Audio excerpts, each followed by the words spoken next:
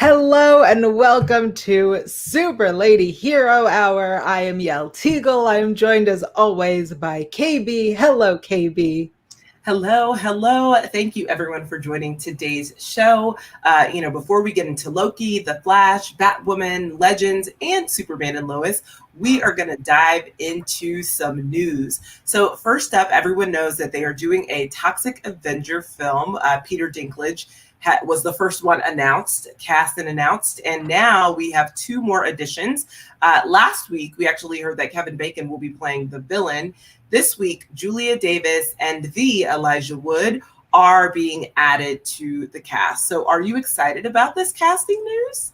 Yeah, I mean, I've been excited about this Toxic Avenger movie, whatever it may be. I'm excited to see it. I do love that they are, stacking it with known names, recognizable faces. Kevin Bacon's a great addition. Elijah Wood, he deserves to be working. I don't know that I'm very familiar with Julia Davis's work, but I'm excited to see this. I'm excited to see what happens.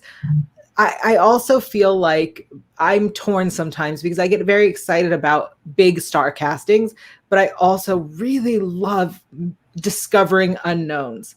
And so it bums me out that we're not hearing about unknowns in any of these movies. And I want a new, fresh face. I want to see up and coming talent with these star power. What about you? What are you thinking about? Yeah, I'm excited. Elijah Wood is such a talented actor. I feel like I have grown up with him. So I'm always excited when he gets a new role and there's some casting. And then, of course, to your point, I always adore, having some new fresh faces. And of course, I feel like they'll definitely have that within this film. And I feel like it's coming, just got to be patient. But I am excited. Yeah. Over in the animated TV world this week, the internet was on fire discussing a Batman Catwoman scenario in the Harley Quinn series season 3 over on HBO Max. For those who missed it, allegedly DC Comics claim that Batman does not go down, and therefore he would not be depicted going down on Catwoman in the Harley Quinn series. For those who don't know, it's an adult animated series. It is not for children, obviously. And their argument was that heroes don't do that. And to that point, I just have to point out Batwoman definitely does. And she is a hero. So I feel like this conversation is moot. What did you think about this, discussion happening on the internet? I I wonder if they meant to say male heroes don't do it. Maybe that's what they meant by that, considering the fact that, to your point, Batwoman definitely does. So I have no idea why that was the answer. Again, this Harley Quinn animated series pushes boundaries almost more than any animated series that deals in the superhero like geek genre space. Arguably, I think that they push it the most. So it's not surprising that this was an actual topic of conversation on the show. But it is surprising that that was the response. Literally, I have no idea with what being a hero has to do with sexual gratification or pleasing your partner. That's wild to me. But yet here we are. So, the internet had a lot of things to say. There were a lot of different rankings going around of the real life actors who played Batman in their film franchise and whether or not they would commit to this. So I'm like, guys, you do know how to take something and run with it, because we weren't even speaking about, kind of these live action films. We were literally just talking about what happened in the animated series. And of course, Twitter took it and made it spiral. So, shout out to those people who think that DC's wrong, I guess.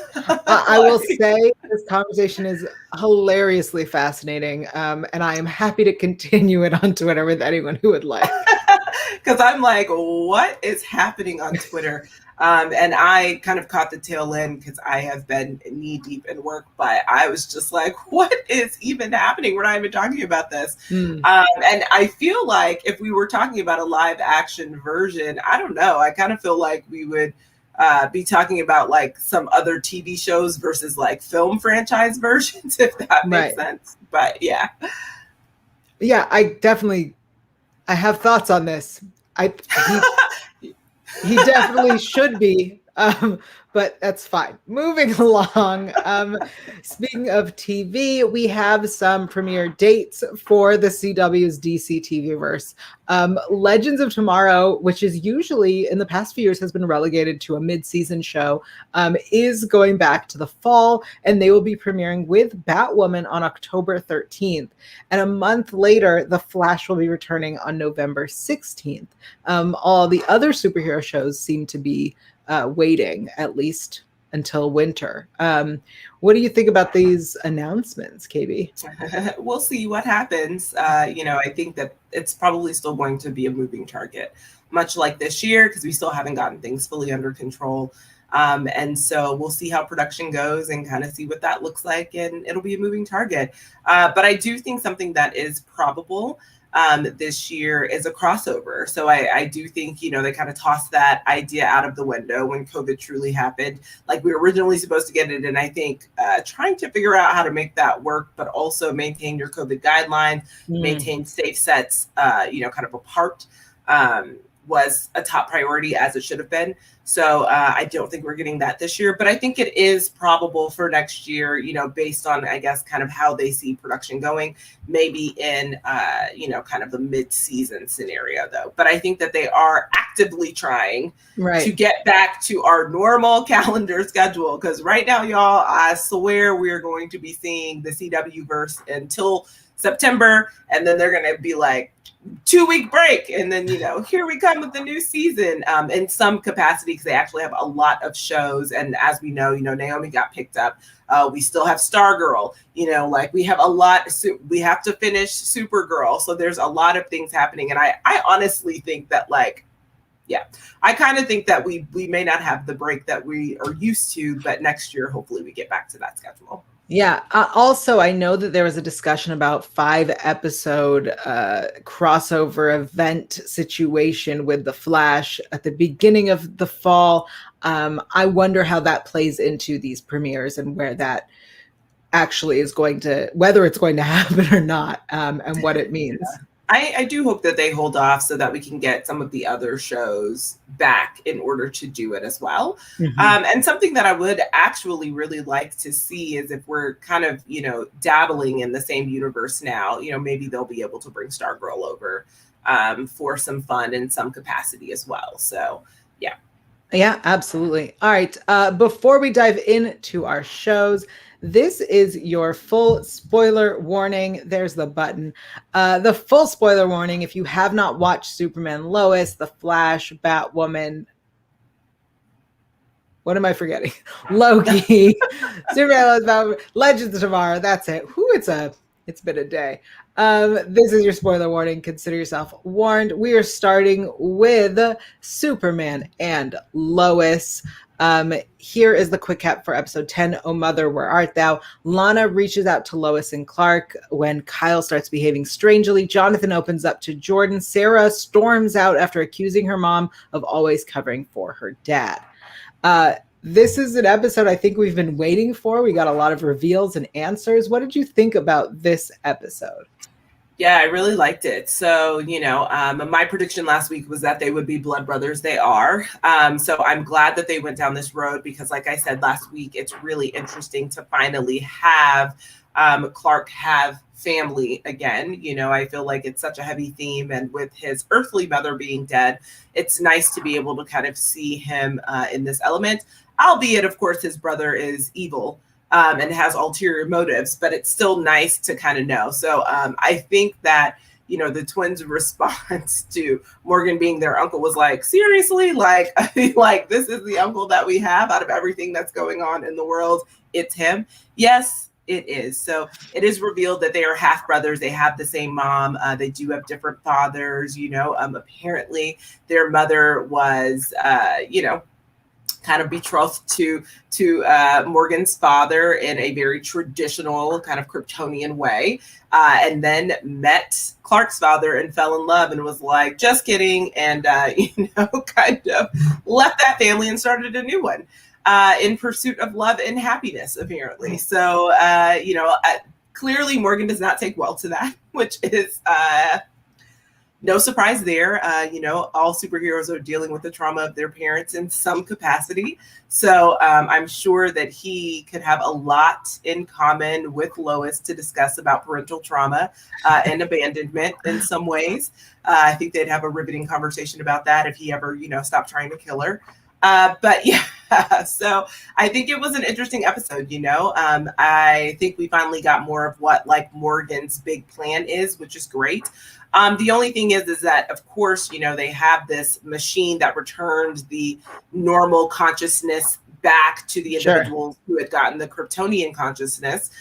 So they're back to normal, which means everyone's back to normal, including Lana, who was subbing in as Clark's mom because she had Clark's mom's consciousness, which I thought interesting choice considering the fact that they've slept together. No big deal. It's always fun when your ex becomes your mother in an odd and unusual way. So sure, let's do that. But I will say, Kyle is back to normal. So, I guess he's just going to be his regular douchebag self. For me, I just kind of feel like I'm waiting for the other shoe to drop with Kyle.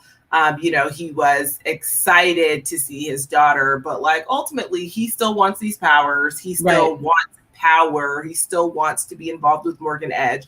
So I do not think it is going to sit well with him that he is now back to being regular old firefighter Kyle, or at least the depiction of which, he has kind of crafted in his mind. I don't think he's going to be okay with that life. And I do think that we will see kind of the repercussions of that, just not diving into predictions too much, but I do think that that's not going to go over. So how did you like this episode? Yeah, I agree with you. I think that Kyle, that situation is not wrapped up, not even close. You were right. Yes, they are blood brothers. I want it on record. I was wrong. But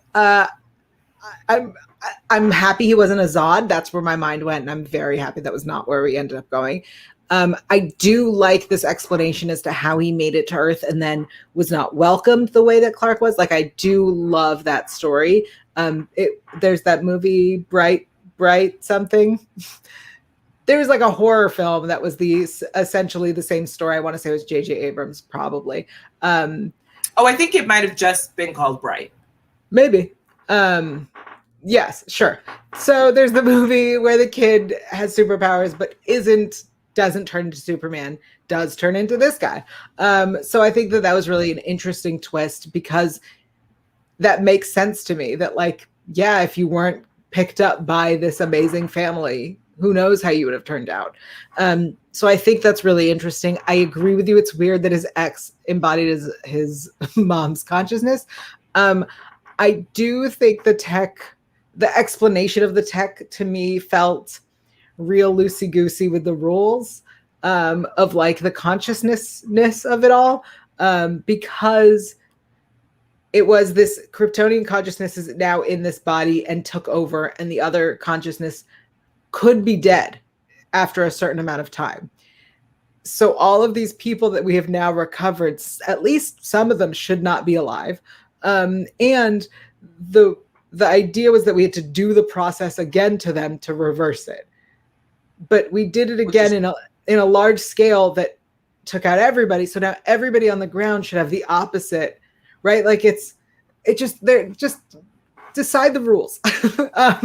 Otherwise, I think that's fair, because the people who had their normal consciousness, you would think would now have Kryptonian. Right. It wouldn't just be, because we did, to your point, we did actually see Sarah get hit by the wave too. Right. But she was her normal self. So yeah. So I think, there's a whole lot of questions there. It feels odd to have this Morgan versus Clark thing happen so early. And because that was the that was his plan. His plan was to turn all these people, and now we've undone it. And I'm like, well, that seems odd. Are we going to redo this whole thing again? I don't know. But I do love the story with Jonathan and Jordan and Sarah. I like Jonathan's, you know, I hate lies. I hate secrets. Everybody should know everything mentality. I like that. I think that's super fun, especially as someone who watches the CW verse, where it's always got to keep this a secret. And then that's the drama. So I love that he's like, no secrets. I'm okay with this. I love that. And yeah, I really enjoyed this episode. I have a lot of predictions. So let's get to ratings so we can get to predictions. Yeah. So how are you feeling about it? I mean, I'm pretty sure I know. Yeah, so we here at Super Lady Hero Hour always rate everything on a scale from poop to kittens or somewhere in between. I enjoyed this. I'm giving it a kitten. It was a fun episode. There was just the right amount of like action to drama to reveals to mystery. I'm in. This is good. What about you? Where are you rating this one? Yeah, I'm giving it a kitten. I had a good time. I'd say probably the thing I didn't enjoy the most was Jonathan and Jordan sharing the truth with Sarah, only because it's wildly predictable, right? So like when their parents were like, you can't tell anyone, I was like, yeah, that's literally not going to work out. Oh yeah. And here it is, because they're also teenagers, and I just don't think that they should have anticipated that their kids would never say anything about anything that they work on in this universe. And that's exactly what happens. So I'm kind of annoyed by that, because I'm like, there are always repercussions for those actions. And, technically they don't know that they can trust Sarah. And like I predicted before, Sarah and, Lana would both know whether or not they tell each other is to be seen, which I feel like they probably will. So here we are. But yeah, it still was a good episode overall. And I agree with you. I think the drama to action ratio was really good. And it had just enough teen angst for me, even though I know you don't, enjoy it. I do. So it was great. Yeah. All right. Well, let's get into predictions. I'm saying this. I want it on the record. Lana is going to remember the entire conversation or bits of the conversations that she had with Superman and put together that he is obviously her friend, her childhood friend, Clark, specifically because Lois was there. Lois's father works there. The kids were there. Where was Clark? She's going to put it together. He literally told her as his mother, my mother, Martha, you see that I'm in love with this woman. We have kids. She's going to put it together, hopefully sooner rather than later. Also, I think that Kyle is going to try to get powers back or do something stupid. I still think he's going to be our big bad in the end. What about you? What are you predicting for this? Yeah, I mean, I agree. I don't think that Lana is going to have to figure it out. I think that she just remembers the conversation. Like, I don't think it's going to be any type of, I need to put this puzzle together. Oh, interesting. I think that she will just remember everything that was said. And so she'll know that he's Superman. But I think that we've kind of been building up to that for the entirety of the season anyway. I mean, I do think that when they brought Lana into the fold to help with Morgan Edge, that there was always, there was always that secret kind of looming, and that by season's end, she would always know. Like, I think that that's the direction they were always kind of headed in. Okay. I agree with Kyle in the sense that, like, I think that Kyle will just go back to Morgan directly for what it is that he wants, because again, he is tired of feeling like this average man, his words, and he's tired of his simple life. Also feel like those are his words. And so he wants to be extraordinary. And I think that he will go to whatever lengths it takes to be extraordinary. I do think that we will see John Henry Irons again, because I do think they're going to need him for whatever this new threat is looming. I wasn't entirely sure where they were at the end of the episode. I won't lie. Yeah. I'm not sure if they were on another Earth, another planet, or what. But clearly we know that, like, Clark stopping the Kryptonian consciousness in that body of individuals means nothing, because Morgan clearly has an additional plan. And maybe he had intended for that to happen. Who knows? Because maybe Morgan doesn't know how to work that consciousness machine as well as he thinks, and he needed, like them to figure something else out. I don't know, but he seemed very at ease that the plan didn't go as planned. Right. So I'm curious to just kind of see what goes down the pipeline, but I don't know what that looks like because I don't know where they were.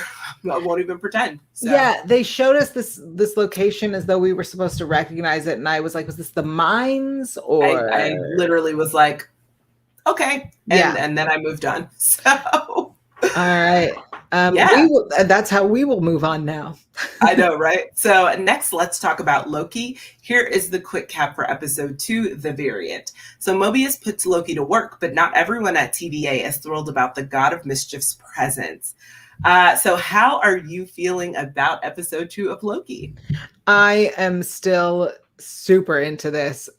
It's fun, it's adventurous, it's very Loki. I don't specifically like a character you don't trust, and then every conversation is about whether we trust them or whether this is a trick, or whether them saying that it's a trick is a trick, or whether them saying that it's a trick is a trick about a trick. Like I don't need that. That's less fun for me. Otherwise, everything was really great. I think Owen Wilson is doing so well, and I'm so surprised because it is very Owen Wilson. Like the character is a very Owen Wilson character, but still feels right, feels believable in this MCU, which is wild. And I'm enjoying it. I do love this reveal at the end, specifically because it was something that was suggested could have been the case. I want to say like a year ago. There was casting news, and people were like, "Here is what we believe this means." And I am a pessimist, and I was like, "No, I as much as I'd like that, I don't think it will be." But it was, and it was a beautiful confirmation of Loki's gender fluidity, and I am very excited to see where it goes. I do like that we're getting more about this planet times pocket wherever we are. I love that Loki asks, "We're from the future, right?" I love that, because wait a second, maybe we're not. So I'm really enjoying it. I'm into this mystery. I love that it's only 6 episodes, which means that I don't have to be impatient, because we'll get there very soon. What about you? What did you think of this episode? Yeah, so I really, really dug this episode. I, knew that I would like this series the most thus far. Has not disappointed me. I think that Loki turning on Mobius, or having the idea to turn on Mobius, was wildly predictable. But I think that's why we don't need to have the conversations about whether or not he will turn. Right. The assumption is there, because he will 100%. And I think that Mobius knows that, but he's really trying hard with this variant because, I do feel like he's seen other formidable variants before, probably try to give him a chance, and look what happened. But Mobius likes to think outside of the box, but I'm 100% sure that he doesn't want to be embarrassed and for Hunter B15 to be right and say, "Listen, you cannot trust him." But guess what, Mobius, you can. So I am loving it. Yes. So it is officially confirmed that Loki is gender fluid. For me, my one thing that I will say is that, I was really, really hoping that they would cast a gender fluid actor to be in this role. But, we are, Disney is starting somewhere, I guess they said. But yeah, that would be my one thing. I was really, really hoping they'd cast a gender fluid actor. But I will say that this is exciting. This also expands the world of Loki in a multitude of ways. And for me, I think the most interesting part is that we did go to the future, right? So we did at the end see them in 2050 or 2051, whatever, the 2050s. We saw them in the future. And I'm curious as to what that means, because, Loki is he is a master of time in his own way. And he's constantly thinking about time, and I think in a way that none of the other MCU characters are. And so I know it is bothering Loki.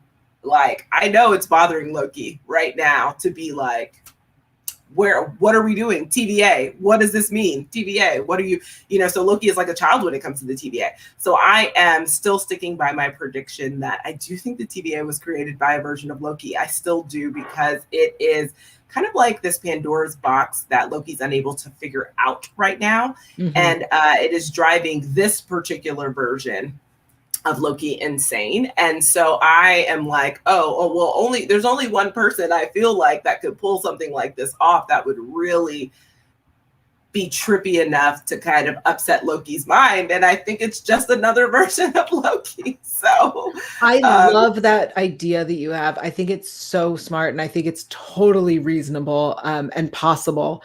And especially in the scene where Mobius is like, here are some different versions of Loki that we've seen. I was like, oh yeah, there's no reason it can't be Loki, who happens to be the three. That's not, yes. It's totally reasonable. I think my prediction that this leads us to the Loki, that this whole adventure leads us to him becoming her. I don't know. I don't know if I still stand by this prediction, but I really like it. I really like where we went. I also loved seeing Loki actually like try to figure things out and put the work in. That was really fun, where he did his research, read the files, put together a pattern. I think that was so wonderful. And it almost feels like, if your prediction is right, he kind of gave himself something to do, right? Like by building the TVA, he gave himself a mystery because he was bored, like that's so interesting. And I like it. I absolutely love that. The other big reveals of this is that we don't know where they are located. There's the scene where you mean where the TVA is located? Yeah, where and when they're in Pompeii, and he's like, we're from the future, and then we go to our future. It's interesting, and I wonder why, when he asks Mobius, like, how did you become? There's so many questions. Mobius is basically like, how does anyone become? It's like, what is anyone's purpose? How does anyone get here? I do think it is quite interesting that we went to the future and we went to Alabama, which I'm like, that seems so bizarre, because it is the most obscure state to pick when we're going in the future, and we have all of this happening. So and it's in the middle of one of the largest tornadoes in history. Mm-hmm. And I was like, oh, this is really interesting. So I wonder if there is some context there, that we should be looking for in the mystery that we're trying to solve. But I agree. I adore Owen Wilson in this, although 100%. Every time he's on screen, I'm just thinking about Wedding Crashers. But I still feel like this is an appropriate version for a Disney Plus show, and he does it so well. And this kind of, I think that, and I'm just gonna say, kind of the buddy detective or cop show that people may be hoping that the Falcon and the Winter Soldier was. I think that this is more closely to what people kind of wanted when they said, kind of a buddy detective. I think that, Mobius and Loki might be it. But yeah, when he was saying, I see a sad little boy, I was like, ooh, this is Wedding Crashers. I see it specifically in this moment. 100%. Every time he comes on screen, I'm just like, oh, Wedding Crashers every single time. All right, well, let's rate this episode. I think we both are in the same place, but what are you thinking on a scale from poop to kittens? Yeah, 100% a kitten for me. It's a good, fun show. After the gender fluidity reveal, I am not so sure kind of where we are headed and what that means, because, as we know, that version of Loki said, it's not about you. Yeah. So it's like, oh, okay, well then who is it about? Tell us more. What about you? How are you rating it? Yeah, I'm also giving it a kitten. The idea at the end where she releases those branches essentially and splinters time all over the place. is so devious and beautiful. And I cannot wait to see what that means and what happens. It feels that's like such a Loki move to like just blow everything up and be like, you mean cool. to be destructive? Yeah. And then walk away? Yes, yep. Absolutely. Do you have any more predictions? Because I think we already kind of dove into them. I predict that from this point on, the show is going to be something completely different than what we've already seen. I was expecting each episode to probably be more similar to the episode that we just had, where like we discover a clue and we chase it down and we figure things out and we learn more and we keep going. But because Loki left with the variant, I don't think that's what's happening now. I think we're done seeing that. And now it's just essentially going to be a chase for a little bit. That's my prediction. What about you? I don't have any more. You know, I firmly still think that the TVA is a Loki masterpiece, so to speak. But I am curious to see how Mobius and Hunter B-15 continue to kind of work together to search for both variants now, since they are together. So. All right, let's move it along to DC's Legends of Tomorrow. Here's the quick cap for episode 6, Bishop's Gambit. Mick takes the Wave Rider and Kayla to try to find Sarah. After a report of an attack, the Legends return to their headquarters. Zari is suspicious of Constantine's behavior, but isn't surprised when she learns the truth. What did you think about this episode? Yeah, so I actually, I thought it was fine. Like, I think that the last 5 minutes were the most intriguing, where we get to the fact that, hey, Sarah is actually dead, and who is this version that is alive? Like, we see that body. And I will say at first, I did think that Spooner was lying when Spooner had the conversation with the Amelia Earhart alien, and the alien said, I killed her. I thought that that was a lie. Like, I didn't think that that's actually what translated, because then again, you know, Spooner told Ava, like, she's dead, so, you know, you should move on, etc. And I thought, well, this is weird. And I thought Spooner was hiding something. So it was interesting to get to that next shot and then be able to see what the reveal, where Sarah is looking at her own dead body. And it's like, oh, okay, well, guess Spooner wasn't lying. I mean, I still think Spooner is kind of hiding something, and that's just because she's really freaked out because she doesn't know who she is anymore. Totally understandable, but I didn't expect for her to be right about that. So yeah, I would say that, like, kind of everything else leading up to it was very slow moving for me in pace. But when we got to the end, it was like, oh, yay, finally, we have answers. We know what's happening. And here is this kind of big reveal. So what about you? How'd you feel?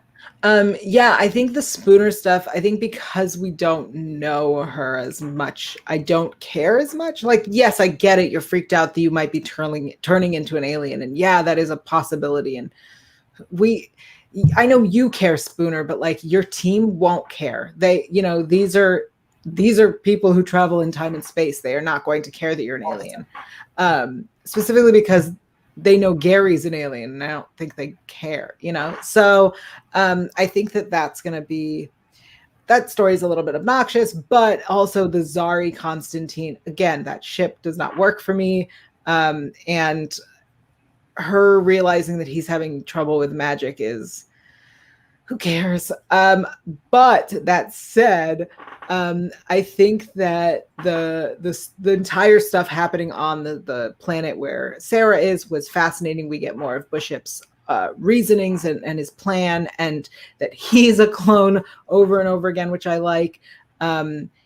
So I'm really into all of that, and I want to know where it's going, but I also am ready for everyone to get back together. I can't with these separate storylines. I didn't think that Spooner was lying when Amelia Earhart mentioned that she killed Sarah, but I did think that Amelia Earhart thought she killed Sarah. Like, I thought that it was just... Oh, and like, she was like, no, I killed her. I thought I did, but really she didn't. Yeah. So then the reveal that she actually was dead was a shocker to me. But it's clever. It is very clever, and I like it. I like the twist. And yeah, the Amelia Earhart storyline was kind of obnoxious in general, though. Well, let's get to rating it then, because I'm Yeah. not entirely sure how you're going to rate it. So, how are you feeling about this episode? Honestly, I'm not sure I'm rating it either. I'm gonna give it a kitten because I love this show. I love the twist. I love all the characters, even when I hate them. So it's a kitten, but it's barely a kitten. It should be a spoon, but it's a kitten because I did enjoy myself and I did, I was surprised. So what about you? What are you rating this episode? Yeah, I would say spoon heavily leading, kitten heavily leaning towards spoon, in the sense that, like, by the end, I definitely was heavily invested. I just don't think I needed as much of that Amelia Earhart situation. I think they Right. could have wrapped that up in probably 5 to 7 minutes, realistically, and just gotten to the point where she revealed that to Spooner. I think that mixed new romance is absolutely 100% predictable, like we see it coming.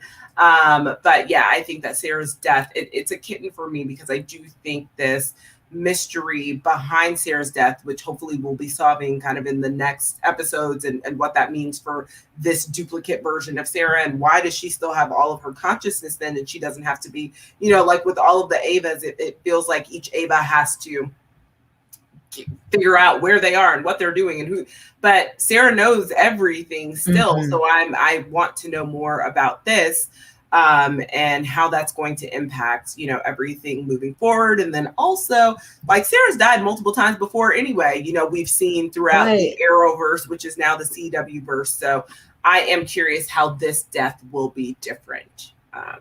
Yeah.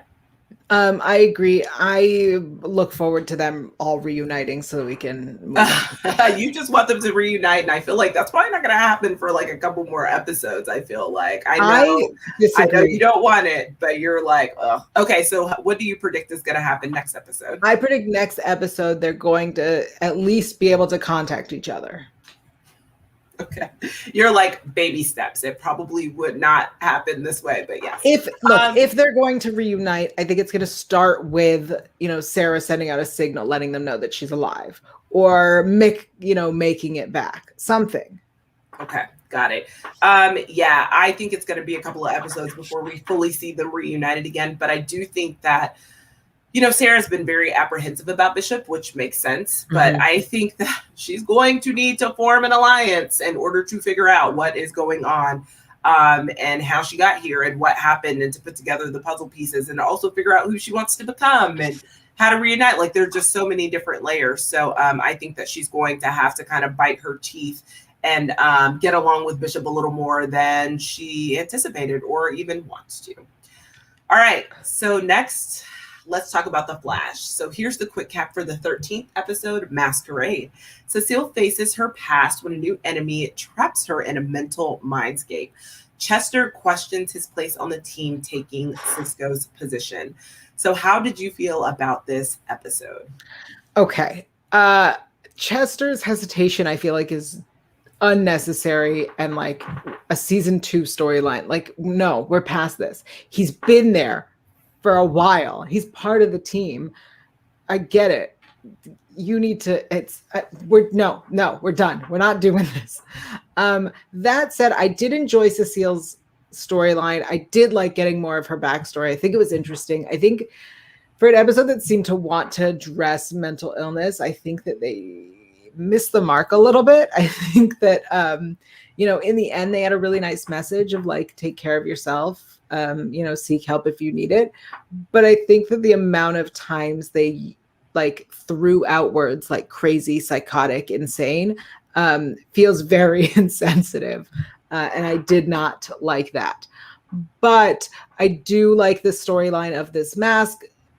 And again, going back to my biggest complaint is that we keep pulling out cards from Cisco's Who's Who and getting a 2.0. Are we out of characters? Are we out of people? Like, what is happening that we are only revisiting villains? And if we keep revisiting villains, how come no one on the team has been like, what is happening in Star City? Central City. Central City. I was like, that's the wrong city. What is happening in Central City that we keep getting 2.0? Like, something happened. You know what I mean? It's, why are we not questioning that we keep having the same powers a second time? Yeah. All right. That's how I feel. What about you? What are you thinking? Yeah, I thought the episode was okay. Sue's back. I don't think that we need another person to quote unquote join the team again. I just feel like, her being like, I'm gonna stay for a while and do some things. It's like, is this necessary? No, there are already too many people on Team Flash, in my personal opinion, and I will always think that because there are too many people. And they're not even being utilized to their full capacity. So to your point, Chester kind of going down this road of basically being like, Cisco's shoes are too big to fill and I am not the one for the job. I'm like, sir, you are brilliant. Let's move on. Right. Like we can easily move on to something else. So that's kind of bummed me out a little bit because I was like, Cecile's storyline, yes, I'm actually glad that they were talking about her past, about mental illness, about her really, quite frankly, having a psychotic break due to her mother's death and grief and not being able to kind of manage that. I think that that's important to discuss. I do agree that they did not always handle it in the most delicate of fashions going forward. And I do think that there were some things that were very stereotypical that they kind of put in there that, like weren't the best. But I am glad that Cecile, in the end, chose to have this conversation with Joe because I did think it was quite odd that she had not mentioned that before to at least Joe. Maybe it's not something that you and Barry may not have that type of relationship where you feel comfortable just talking about your past in that regard. But you and Joe are building a life together. You have a child together. So it would have made more sense for her to have that conversation with him previously. Yeah. But I am glad that they didn't just kind of let that loom in the air and we got to see her have that conversation with Joe. Especially because, since Joe is a stay-at-home dad now, and he just walked away from that pension, I'm happy that he could, kind of just be there and, kind of have that conversation with her. So I thought that was good. I just think, something that the fans of The Flash have been saying over and over again is like, Barry and Iris don't have an intimate relationship, which is an odd thing because they are best friends, they're lovers, they're married, they don't have an intimate relationship. But I just feel like the way they did the intimacy in this episode by making it campy and also inappropriate because they were having sex at work. Right. I was like, we could have chosen a different way to do this. The first time they even showed them in bed or having an intimate moment was like maybe season 4 or maybe season 5. I don't remember. Season 4 or 5. But I thought that was done well and they didn't have to do too much because I know they want to make sure for younger fans, et cetera, et cetera. But this was really so y'all let Chester find you at work? Yeah, I'm with you. They should, first of all, he's the boss. There's that's not appropriate boss behavior. And second of all, you have a home. You have a home. Literally go home. But also Chester was like, you could take the day off or you could go on vacation. And I was thinking, no one needs to go on vacation to have sex. That's not necessary. They could literally just have sex at their house or any other place they choose to see fit that does not have their employees present working. I guess I was like, yes, I thought it was an interesting choice, but here we are. Oh no, go ahead. Go ahead. I was gonna say, Batman may not, but I'm gonna assume that the Flash does.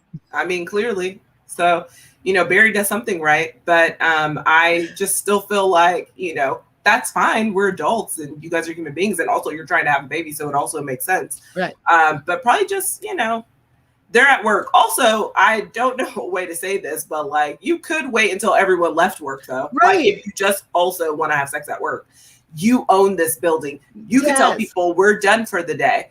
You can release them and then do what you want. Go into the Wells secret room. Something, right?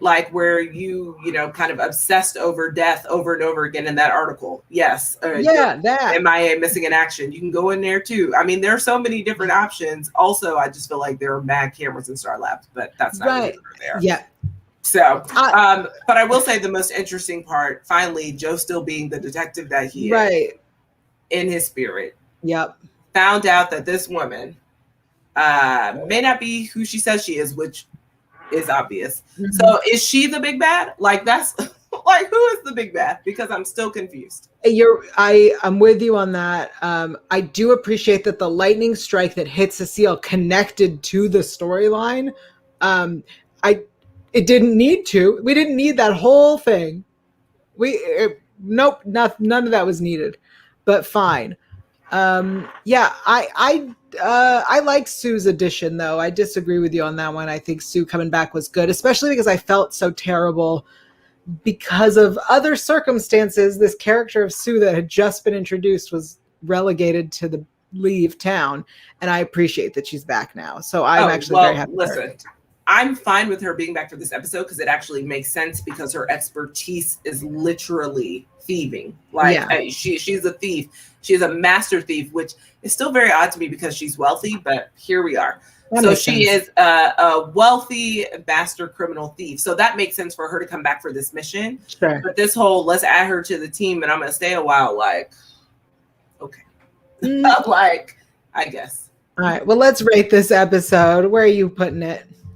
Yeah, so for me, you know what? I'm gonna give it a kitten because of Cecile's storyline. Finally, you know, I do feel like they've been underutilizing Cecile a lot. Mm-hmm. We finally get a backstory pertaining to her. Was it perfect? No, but I am glad that we finally got to kind of bring her front and center. That we are trying something a little bit different in the sense that we are addressing actual kind of heavier topics. I feel like we haven't addressed grief in so long on this show. Yeah. Maybe since like season 1 or 2 when Barry was dealing with the grief of his mom's death. Since Cisco's brother died.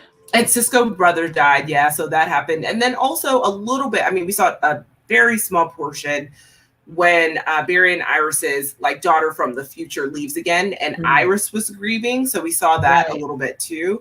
But you know, it's wild to me because like Wally is gone and we like really don't even talking about him, you know, like, and so there's so many things happening at one time that I can see how characters get lost in the shuffle, which is why I don't think that we should have all these people on Team Flash. Fair. And here we go. So we got something for Cecile. So I'm going to give it a kitten. What about you? How are you feeling? I'm giving it a spoon. There were things I liked. There were things I didn't. Yep, I could have taken it or leave and left it. That's how I'm feeling. Any predictions for the next episode? I predict that Joe's gonna, you know, kind of become a PI in his own right. He's gonna start going off on his own and doing more work. You know, he needs clients because he left that pension. So I assume he needs money to be able to survive. And since he does, you know, it seems like he needs to start his own little PI business. What about you? What are your predictions for the next episode? I also assume he's going to become a PI, but it feels too similar to John Jones over on Supergirl. So I really hope that he doesn't become a PI. But I'm pretty sure that's where we're headed. Actually, there's a really good chance he comes back to the police force once he solves whatever this whole situation is. Yeah, maybe he's welcome back with open arms. Love that. Yeah. All right. Lastly, today we are discussing Batwoman. Here is the quick cap for the 16th episode, Rebirth. When a familiar foe descends upon Gotham, Batwoman and Mary find they must rely on each other more than ever. Alice has a new mission and gets an unexpected ally to join her. Whew, what did you think of this episode? I adored it. I thought it was jam-packed, but in the best of ways. I thought it worked really well. I thought we got a lot from the individual storylines and it worked. So, you know, Luke is still struggling with being back to life, literally. And he has a run-in with his shooter. And, you know, I like that Luke is not a fighter. He's not someone that we've seen kind of train in this capacity or even have that type of spirit in a physical fighting mentality. Right. But Luke is a fighter in other ways. And so I do enjoy that Luke was able to bring that man down to size by using his mind in a poker game. Literally, like, that is a very Luke thing to do. And I like that they stuck, you know, kind of with the theme of what the character would do by using his mind to disable and disarm this man. So it was no surprise that he came back and, you know, tried to beat him up in the alley and that Diggle saved him from that beat down. But I think it also is going to be kind of the catalyst and the spark that we need in order for him to become Batwing and like get the suit and don the suit. But we just weren't there yet. So I think that using poker was actually perfect because not only did you hit him mentally and basically you're like, you should be smarter, but also you stole his money. Well, you didn't. You won his money fair and square. You did not steal it. He was just, you know, too cocky thinking that everything was going to go his way and everything failed for him. So love to see it. So I thought that that was great. And I still hope, because again, we have not gotten to the point, he's still awaiting trial. I hope justice is served as well. He was just out on bail. I thought, how you out on bail spending money you don't have? make it make sense. And that's exactly why Luke took it. Seeing Diggle, always a nice surprise, but also not necessary unless we're going to bring him back in more capacity. Like, I adore John Ramsey, but like, we gonna bring him back or no? Papa Kane and David Alice Ramsey. teaming up to get Kate. David Ramsey, sorry. And so I keep thinking of John Henry Irons. Literally in my mind, that name is cemented. So apologies. Yes, David Ramsey, adore him, but are we going to get more? I know he's directing a few episodes of the shows, Right. and he's open to coming back as John Diggle anytime. So I appreciate that, but like, let's make it happen. Papa Kane and Alice teaming up to save Kate. Love this. So finally we gave Papa Kane something to do, and then we sent him off to prison. I think that this works because he got a chance to make amends with Alice, and apologize, and to see Kate and to see them reunited and to have a little bit of hope left in his life. And he'll probably only be in prison one episode like Killer Frost, so I'm not even actually holding that to it because he's probably not going to stay there, but here we are.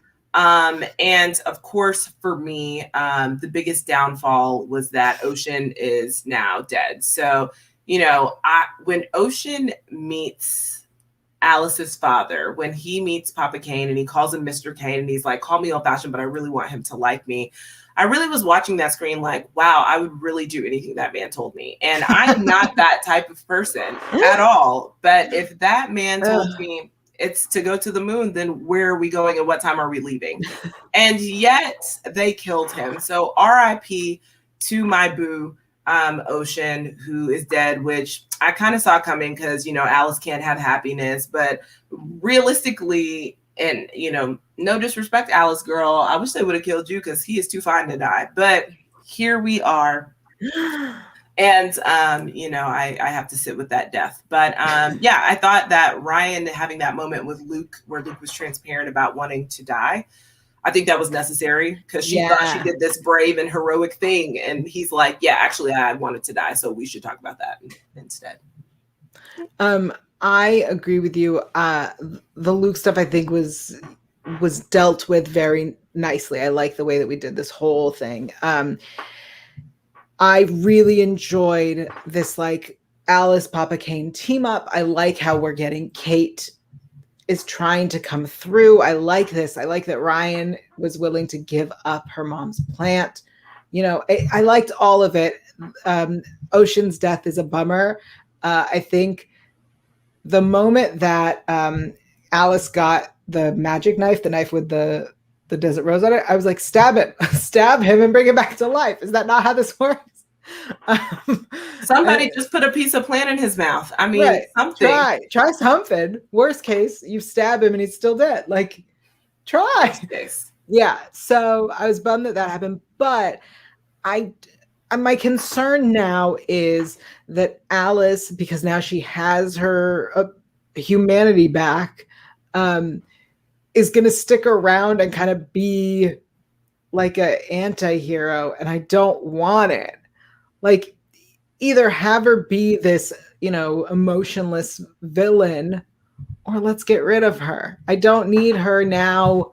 You know, let her and Kate, once she resumes her memories, let them like ride off into the sister sunset. Let's leave. Let's take the whole Kane family and leave. Because Papa Kane in prison, I'd like that to stay. I was like, what a great way to get rid of him. No one stays in prison. Let's be honest. In the CW verse, literally no one. I mean, it's like. Yeah, you're right. Well, let's rate this episode. Where do you place this episode of Batwoman? Yeah, it's definitely going to be a kitten for me. You know, had a great episode. I should actually say it's poop because they killed Ocean, but it was a really good episode overall. There's a lot of character growth. And, you know, I do love, you know, everyone kept saying that Alice was the key to Kate's memory. But to me, it was always Sophie. And so I liked that when she walked in, it was immediate. because I felt like that's what would happen if, if love was the trigger and you saw the love of your life, then Right. that would be it. And I get that, Alice is her love in a different way. They are twins. They share a bond that, is deeper than anything on earth. But I still was like, oh, that makes sense for Sophie too. So, I am curious. I'm curious to see where we're headed, because I'm not going to lie, I'm not sure I like it, but I'm going to see. So what about you? How are you rating this episode? I'm also giving it a kitten. I think that this Sophia and Black Mask tie together. Like, finally, we're putting the entire season, all the pieces together, which I very much like, because I like answers. So I like that all the stories are intertwining and are connected, and we're headed towards a finale. And I'm nervous about where we're going. So let's talk about predictions. Yeah, You so predicted it seems like Kate is going to be back in the bat suit, based on the previews for next episode, and how Ryan was just willing to give it up, like, oh, I was just keeping the suit warm, et cetera, et cetera. And I've said this a million times. I did not and still do not want us to lift up and build up this Black woman as Batwoman in this universe just to take it all away and put Kate back in that position.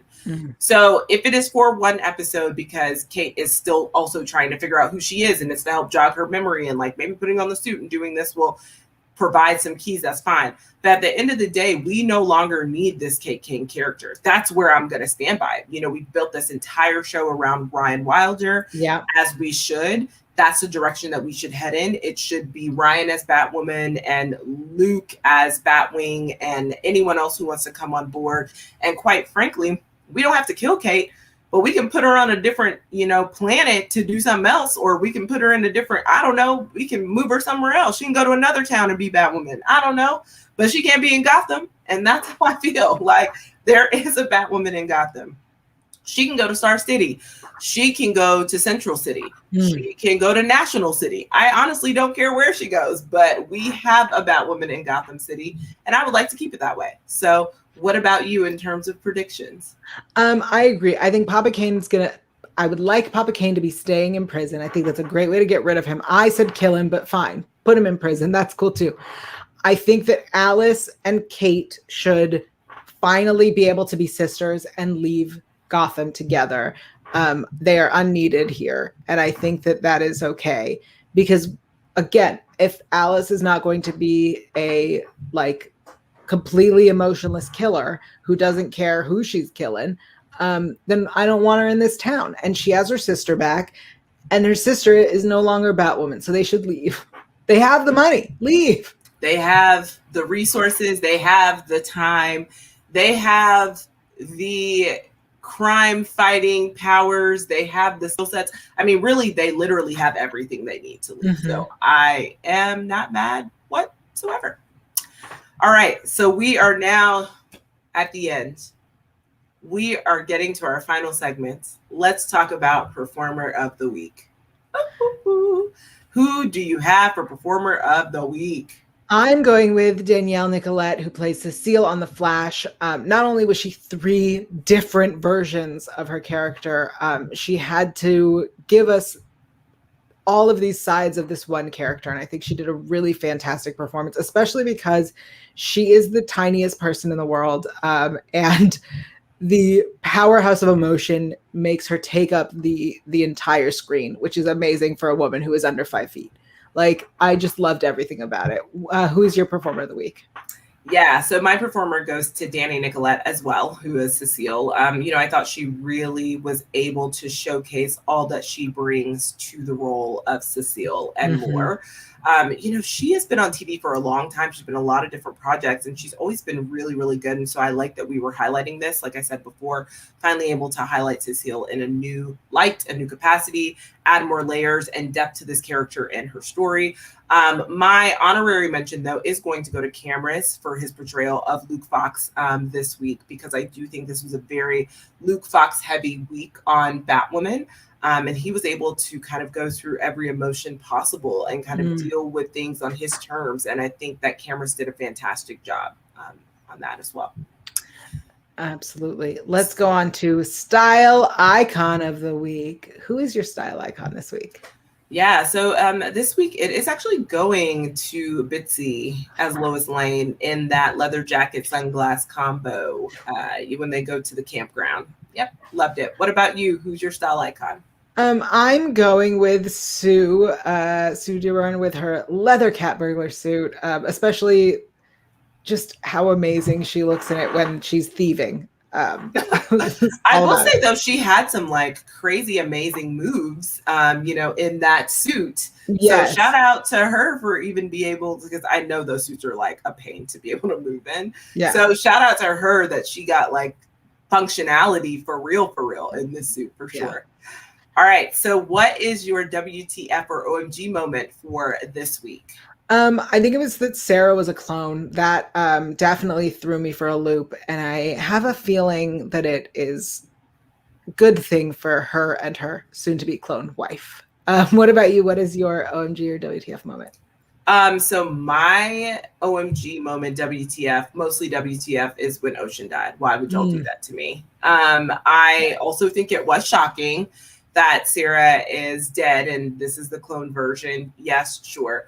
But my heart was actually breaking Sure, of when, course. Ocean was dead on that train. And so, RIP Ocean. I'll never be the same. I'm So so sorry for your loss. thank you. I Yeah. appreciate that. All right, that wraps it up for us at Super Lady Hero Hour. Until next week, KB, where are you on the internet and what are you up to these days?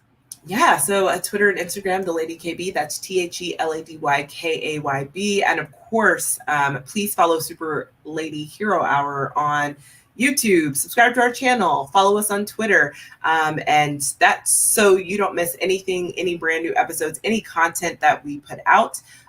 You can always check me out on socials. I post literally everything that I'm working on there. So you can check out some past interviews, or maybe you can just see me tweet about how much I miss Ocean. One of the two. How about you, Yael? Where can everyone find you before next week's episode? I am everywhere at Yael Tygiel. That is YaelTygiel. And you should keep an eye out on Fanversation's YouTube channel for upcoming interviews with the cast of Leverage Redemption, which is going to be coming out on IMDb TV July 9th. Also, other news will be announced on my Twitter and Instagram, so keep an eye out there. And you'll see me here every Wednesday talking about superheroes. So we'll see you next time, everybody. Thanks for watching.